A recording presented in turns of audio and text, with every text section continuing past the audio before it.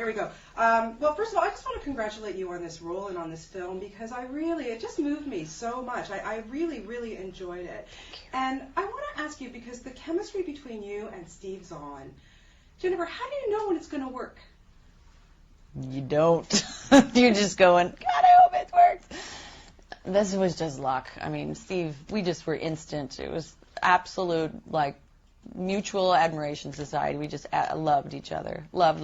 And we knew each other. We did a movie a long time ago together.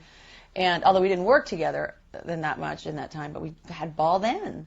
And he was also on Friends. And he was also, so he's also just one of the kindest people that you'll ever meet.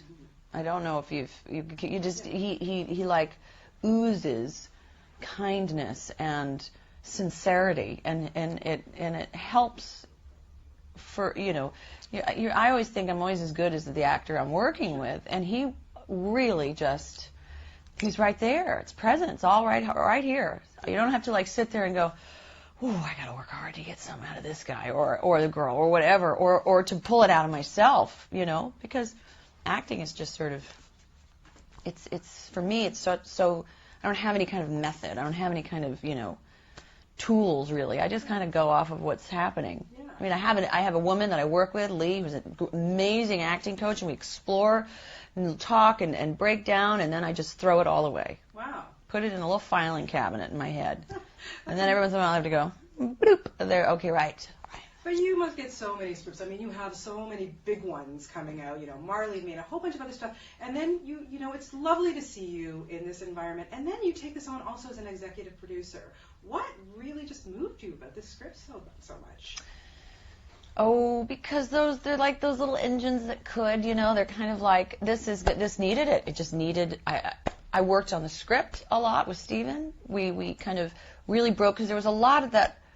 It just needed that little bit of fine-tuning, and we really broke it down, and my producing partner, and we all kind of got into a room and had our notes. We did a read-through, and then we did notes, and then there were rewrites, and I just felt like that's something that I really enjoy, is that sort of process of the development of something. And then there was also, go get Woody Harrelson. Yes. Can anybody get Woody? And I was like, Woody! I mean, so it's sort of like it's those things that... those are the fulfilling moments, I would think, for you, huh? Yeah, and then you can sit there and go, look what we did. Who knows what the outcome's going to be? I don't know what people are going to think. It's out there. It's an odd movie. It's not like it's one of those that you just go, this is a home run. Yeah. This is a labor of love, and it's a quirky, it's sort of like misfit love story. Yeah. Two very odd characters that go about, falling in love with each other in very odd ways, and it's... Yeah. Well, you're either going to get it or you're not. Persistence works sometimes, huh? Yeah. You parachute into my pool, and I'll take you up on it. Absolutely. She has a great speech at you and Steve Zahn are having dinner or whatever, and she talks about just sometimes you just have to sit back and just breathe. I think that's my motto every day. God, thank Jennifer you. I had Aniston, to remind myself. Yeah, I was going to say, you must have to sometimes put yourself in that situation, too, I would think. Everybody. Who doesn't? Have to breathe? Let's breathe. But really, just put things into perspective and just, what's important. No question. Yeah, it was a really touching, amazing speech. Me, very excited about this 30 Rock appearance. I have Alec Baldwin coming in tomorrow. And I'm like, oh, I do. He's so great. And ironically, you're paying his stalker, Jack Donaghy's. I mean, how that's very funny because with this whole movie theme thing, but still, I know. What's it like to be back on TV? It was fantastic. I was just like, well, I loved it. I mean, it was great. I don't know. It's not been on TV yet, no, so but to be in that environment, and one of the writers was a writer on Friends, and it was just kind of like old home week, seeing all these people, and also to be back in New York where I grew up, and working in New York City. It was just the best.